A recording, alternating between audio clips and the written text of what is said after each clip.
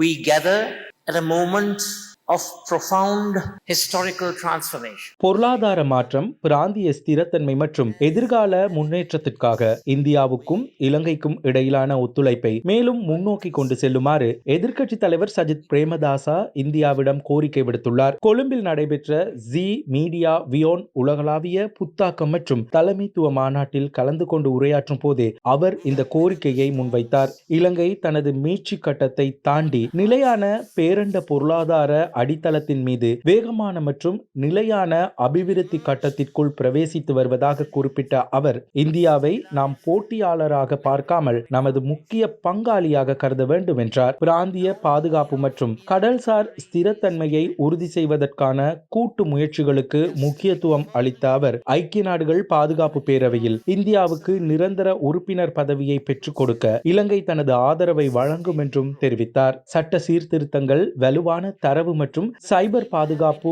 நாடு தழுவிய டிஜிட்டல் உள்ளடக்கம் ஆகியன மூலம் 2030 ஆண்டு முதல் 35 ஆண்டுகளுக்கு இடைப்பட்ட காலத்தில் 30 பில்லியன் அமெரிக்க டாலர் மதிப்பிலான டிஜிட்டல் பொருளாதாரத்தை கட்டியெழுப்ப முடியும் என அவர் யோசனை தெரிவித்தார். இந்தியாவின் UPI கட்டமைப்பை இலங்கையின் QR முறையுடன் ஒருங்கிணைப்பது மற்றும் திருகோணமலையை பிராந்திய வலுசக்தி ஆற்றல் மையமாக மேம்படுத்துவது தொடர்பாகவும் அவர் விளக்கமளித்தார். புதுப்பிக்கத்தக்க ஆற்றல் விநியோக சங்கிலி, சுற்றுலா போன்ற துறைகளில் கவனம் செலுத்தி இலங்கையை இந்தியாவின் உற்பத்தி ஆற்றலுக்கு துணை செய்யும் கேந்திர ஸ்தானமாக நிலைநிறுத்த வேண்டும் எனவும், உலகளாவிய ரீதியில் மேட் இன் ஸ்ரீலங்கா நாமத்தை மேம்படுத்த வேண்டும் எனவும் அவர் குறிப்பிட்டார்.